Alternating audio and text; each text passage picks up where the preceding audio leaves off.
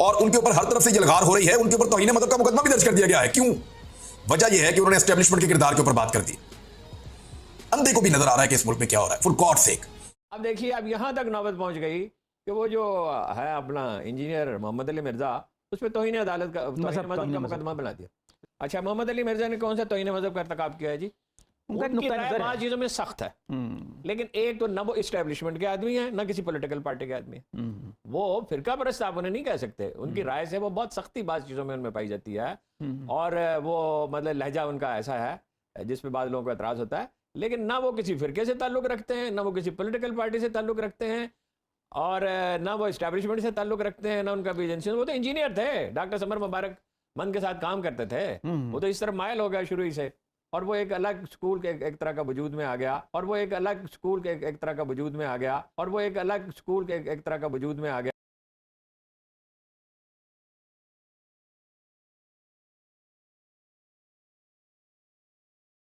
बिस्मिल्लाहिर्रहमानिर्रहीम वस्सलातु वस्सलामु अला रसूलिहिल करीम।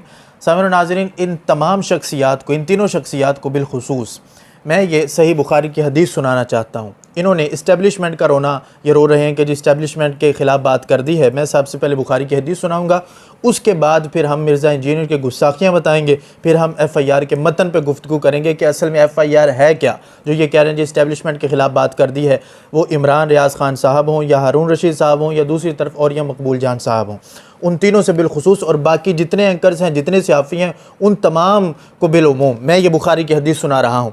और मैं ये कह रहा हूँ कि अपने दिल के अंदर, अगर आपके सीने के अंदर ज़रा सा भी इश्क़ रसूल सल्लल्लाहु अलैहि वसल्लम है, तो उसको सामने रख के ये हदीस सुनिएगा। मैं अपनी गुफ्तगू नहीं कर रहा, मैं सहाबा किराम रिदवानुल्लाहि ताला अलैहिम अजमईन का अमल आपको बता रहा हूँ। सही बुखारी है, जिल्द नंबर 1 है, इसमें सफ़ा नंबर जो मेरे पास है ये 209 है, और हदीस नंबर 2691 है।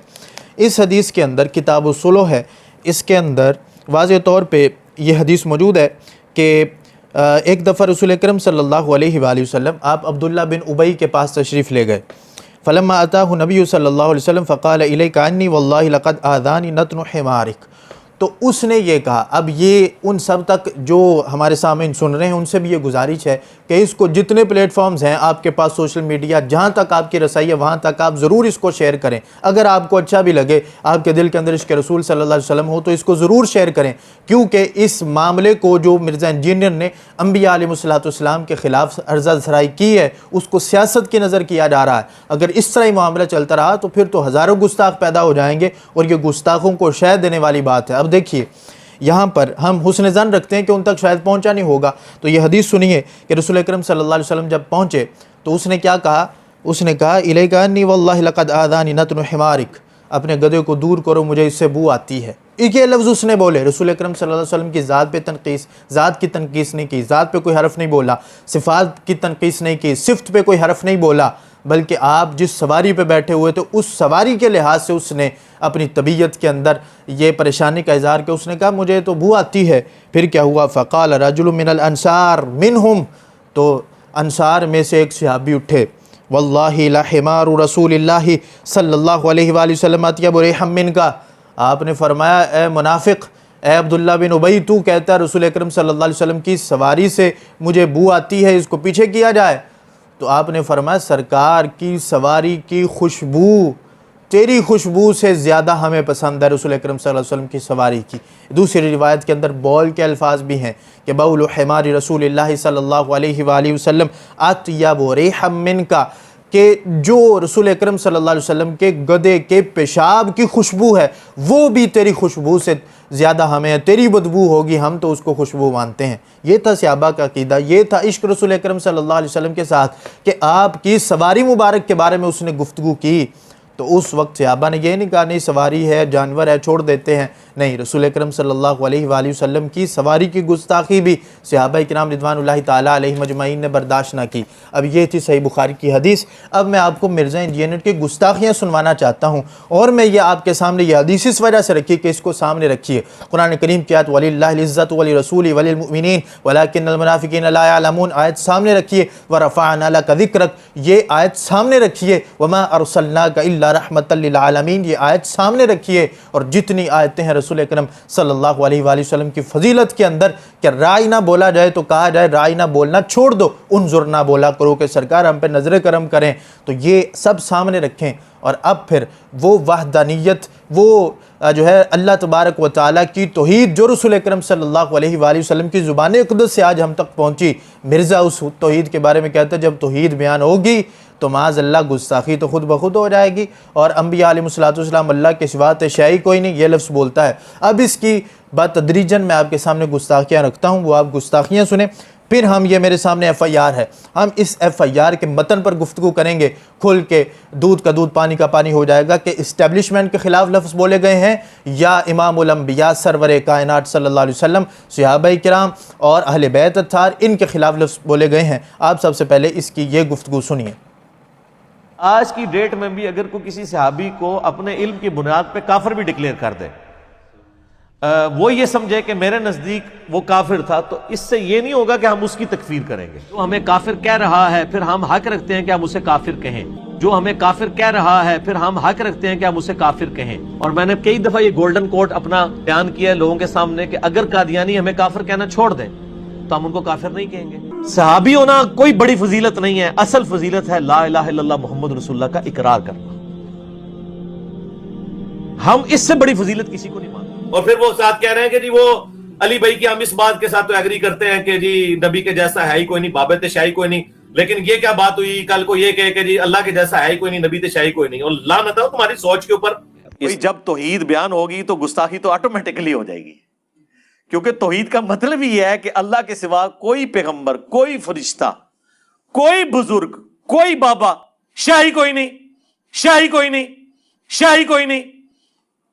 तौहीद का तो मतलब ही यही है कि कोई इंसान अपना पेशाब भी नहीं रोक सकता, खा वो पैगंबर हो या हम इंसान हो। कोई इंसान अपना पेशाब भी नहीं रोक सकता, खा वो पैगंबर हो या हम इंसान हो। कोई इंसान अपना पेशाब भी नहीं रोक सकता, खा वो पैगंबर हो या हम इंसान हो। हसन जैसे करोड़ों हसन भी हो जाएं, वो कैसे अमीर शाम को गारंटी दे सकते हैं जिसको अल्लाह का नबी वही के जरिए ये बता दे कि ये जन्नम की तरफ बुलाने वाली जमात है। तो हसन इब्न अली तो शाही कोई नहीं रसूलुल्लाह के मुकाबले पे, तो हसन इब्न अली तो शाही कोई नहीं रसूलुल्लाह के मुकाबले पे, तो हसन इब्न अली तो शाही कोई नहीं रसूलुल्लाह के मुकाबले पे। यानी बेसिकली हसन इब्न साबित ने वही अनाउंसमेंट की है कि मेरे नबी सा है ही कोई नहीं, अमीरुल मोमिनीन आप तो शाही कोई नहीं, मेरे नबी सा है ही कोई नहीं, अमीरुल मोमिनीन आप तो शाही कोई नहीं। झूठी हदीसें घड़ने के और झूठ बोलने के माहिर थे ताबीन, और नेकोकार भी रज के थे और झूठे भी रज के सन। नबी इस्लाम की वफात के बाद जो मुर्तद हो वो नबी के जमाने में क्या होता है? मुसलमान नहीं सर, स्याबी। उन डेफिनेशन ही भूल गए, स्याबी थी जिसने एक नजर भी देख लिया, वो डेफिनेशन ही भूल जाओगे। साहबा को तो एक सवाब मिलता था, वो जुबानी पढ़ते थे। मोबाइल पे पढ़ने वाले को 2 सवाब मिल रहे हैं, क्योंकि अल्फाज देख भी रहे और पढ़ भी रहे। ए फकी जे इंजीनियरिंग करांगे तुहाडे नाल, अल्लाह दे फजल नाल ऐसी इंजीनियरिंग होएगी कि भूल जाओगे सब कुछ। तो आज के दौर में जो मोबाइल से देख के पढ़ रहा है उसको सहाबा कराम जो जुबानी पढ़ते थे उससे ज्यादा सवाब। आज के दौर में जो मोबाइल से देख के पढ़ रहा है उसको सहाबा कराम जो जुबानी पढ़ते थे उससे ज्यादा सवाब। माँ का पेट पूरी जिंदगी नहीं भरा, का पेट पूरी जिंदगी नहीं भरा, का पेट पूरी जिंदगी नहीं भरा। जी, इनमें से कुछ तो यहाँ मौजूद हैं, कुछ मौजूद नहीं है, मैंने आपके सामने रखी।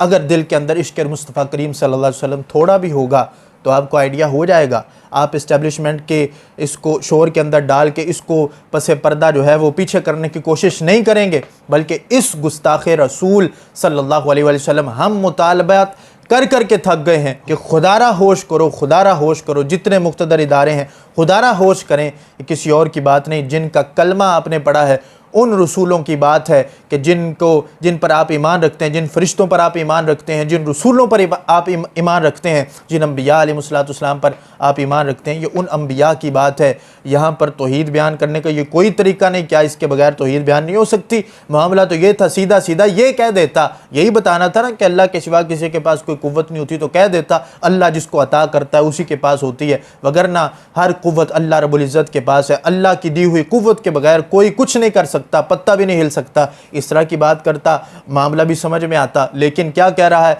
कह रहा है कि अल्लाह के सिवा अम्बिया अलैहिस्सलाम, बुजुर्गान दीन हों, फरिश्ते हों, वो तो कोई शाही नहीं, वो तो अपना पेशाब भी नहीं रोक सकते।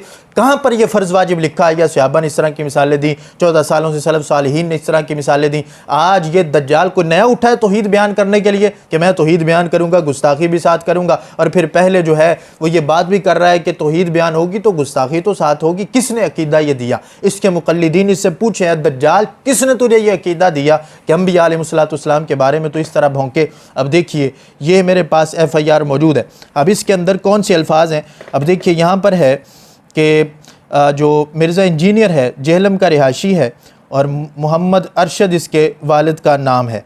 अब यहाँ पर है कि इसने ये कहता है कि एक यहूदी ने कहा कि ये कल का छोकरा हमें सिखाएगा, हालांकि यहूद ने नबी करीम सल्लल्लाहु अलैहि वसल्लम को हरगिज़ छोकरा नहीं कहा। ये कल का छोकरा आके हमें दीन बताएगा, सिखाएगा, हालांकि उस वक्त रसूल अकरम सल्लल्लाहु अलैहि वसल्लम की उम्र मुबारक की 53 साल थी। 53 साल की उम्र में कहते हैं जी नौजवान को छोकरा कहते हैं। 53 साल की उम्र में कौन सी नौजवानी होती है?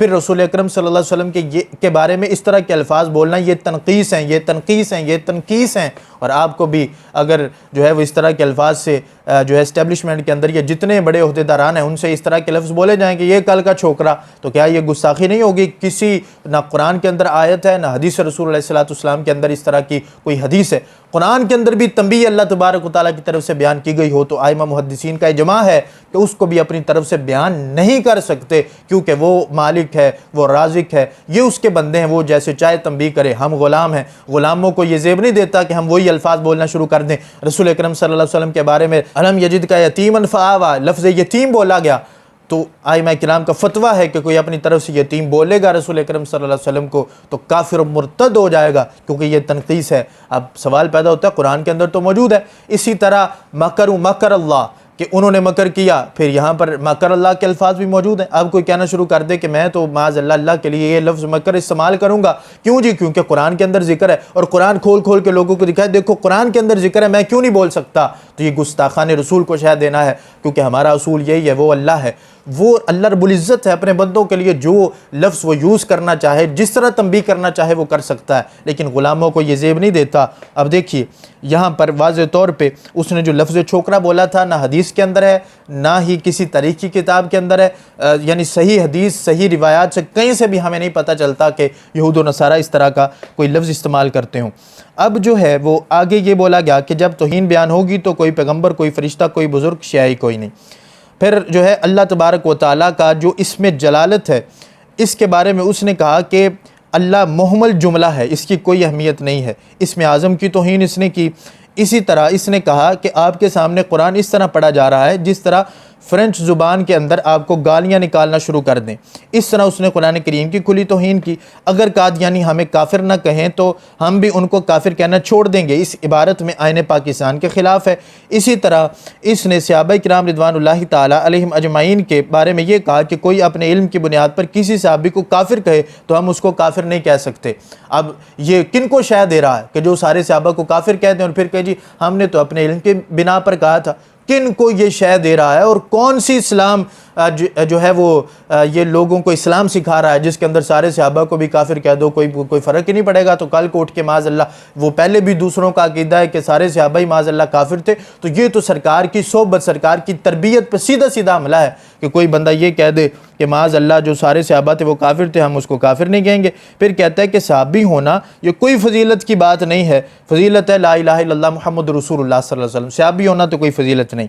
फिर कहते हैं मोबाइल से देख कर कुरान पढ़े उसको सहाबा से ज़्यादा सवाब मिलता है। इस तरह की मुतअद्दिद गुस्ताखियाँ लिख के उसके ऊपर FIR करवाई गई। इसके अंदर इस्टेब्लिशमेंट का तो जिक्र ही नहीं है कि उसने इस्टेब्लिशमेंट के ख़िलाफ़ कोई बात की हो या ख़िलाफ़ कोई जुमले बोले हों। इस मुकदमे के अंदर तौहीन मज़हब का जो मुकदमा दायर किया गया, इसके अंदर कोई ऐसी गुफ्तगू नहीं है।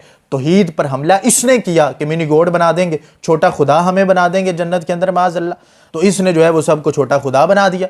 फिर इसने जो है वो रिसालत पे हमले किए, लफ्ज़ छोकरा इस्तेमाल किया, फिर इसने पेशाब के ताने दिए, फिर सहाबा के बारे में, फिर इमाम हसन रज़ियल्लाहु ताला अन्हु के बारे में। आखिर में मैं ये गुफ्तगू करता जाऊँ कि ये कहता है जी मैं मौला अली के दौर में होता तो फिर मैं मौला अली के साथ सहाबा के ख़िलाफ़ माज़अल्लाह सहाबा के नाम ले लेके कहता है जी मैं उनके ख़िलाफ़ जो है वो तलवारें उठाता। ये बात याद रखें कि इंसान के किरदार से पता चलता है कि अगर उस दौर में होता तो क्या करता। आज जब आइमा मुहद्दिसीन का एहतराम हम करते हैं, अंबिया अलैहिस्सलाम का एहतराम करते हैं, तो हम वो हैं कि अपने हम असर उलमा का भी हम एहतराम करते हैं। अगर मौला अली के हम असर होते, मैं आपको मिसाल दे रहा हूँ और मिसाल इसी की गुफ्तगू से दे रहा हूँ कि इस गंदे ज़हन वाले ने जब इमाम हसन रदी अल्लाह तआला अन्हु का अमल पेश किया गया कि इमाम हसन का तो ये अमल है, तो कहते हैं इमाम हसन रदी अल्लाह तआला अन्हु ने अगर ये अमल किया भी है तो हदीस रसूल अलैहिस्सलाम के अंदर तो फ़लाँ चीज़ बयान हुई है, तो हदीस के मुकाबले में इमाम हसन रदी अल्लाह तआला अन्हु का अमल आ जाएगा तो हसन जैसे करोड़ों भी हों, हसन तो शायद कोई नहीं, अमीरुल मोमिनीन तो शायद कोई नहीं। यानी उमर फ़ारूक भी हदीस के ख़िलाफ़ काम करते थे, इमाम हसन भी काम करते थे। अगर 14 सदियों बाद ये कमीना इंसान अगर उनके बारे में ये कहता है कि हसन शाही कोई नहीं, करोड़ों हसन हों, तो जी वो तो शाही कोई नहीं, तो क्या ये अगर उनका हम असर होता, अगर ये उनका हम असर होता तो क्या उनको कोई शाय समझता? ये तो कहते हैं अंबिया शाही कोई नहीं, तो क्या उनको समझता? ये वही खारजी होता, खवारिश का ग्रोह होता जिनके खिलाफ मौला अली ने तलवार उठाई थी। वो भी कहते थे अली को तो कुरान का पता ही नहीं, कुरान तो हमें आता है। वो भी कलमा गो थे, उन्होंने भी वो भी कहते थे कुरान को माज़ अल्लाह हज़रत अली रज़ी अल्लाह तआला अन्हु पर शिर्क का फतवा लगाया था उस जो है दज्जाल ने, कि जिसने मौला अली करमल्लाहु तआला वजहल करीम को जिस मलऊन ने शहीद किया था, उसने भी यही कहा था कि मैं तो, इमाम ज़हबी ने लिखा मिज़ानुल इत्तिदाल के अंदर, उसने कहा है कि मैं तो हज़रत अली रज़ी अल्लाह तआला अन्हु को माज़ अल्लाह इसलिए शहीद कर रहा हूँ, मैं इसलिए मार रहा हूँ कि अली तो माज़ अल्लाह कुफ्र पे है और मैं अल्लाह का कुर्ब हासिल करने के लिए ऐसा कर रहा हूँ। और उसने भी कुछ आयतें अपनी तरफ से मफहूम घड़े हुए थे, मेरे पास ये आयत है, इससे माज़ अल्लाह मौला अली पे कुफ्र का फतवा लगता है, इससे कुफ्र का फतवा लगता है। जो आज ये अपनी अलग से तौहीद बयान करता है लोगों को, ये वही तौहीद है जो खारजी लिए फिरते थे और वो खवारिज सहाबा के सामने आयतें पढ़ पढ़ के बता रहे होते थे। मुस्लिम शरीफ के अंदर हदीस मौजूद है वाज़ेह तौर पे कि जब जो है वो एक सहाबी रसूल हज़रत जाबिर रज़ी अल्लाह तआला अन्हु जब रसूल अकरम सल्लल्लाहु अलैहि वसल्लम की शफाअत का तज़किरा फरमा रहे थे तो खारजी ने उठ के कहा था, उन्होंने ये कहा था कि देखो बाद में फिर जब जो है वो ईमान ले आए हज़रत जाबिर रज़ी अल्लाह तआला अन्हु के हाथ पे, तो उस वक्त इस्लाम पहले कैसा था कि वो आयतें पेश करें, देखो कुरान के अंदर तो यह है, जाबिर तुम तो ये सुना रहे हो। तो ये उस वक्त खारजियों की अलामत थी कि सारे उलमा गलत हैं, सहाबा को भी कुछ नहीं पता, इनको भी कुछ नहीं पता। सहाबा भी जो है ये देखो, ये सहाबी ने कुरान के ख़िलाफ़ बात कर दी है, ये मिर्ज़ा का स्टांस है। तो ये सारी चीज़ें खवारिज वाली हैं जो इसके अंदर हैं। आज कहता है मैं अली के साथ होता तो कभी भी मौला अली के साथ ना होता।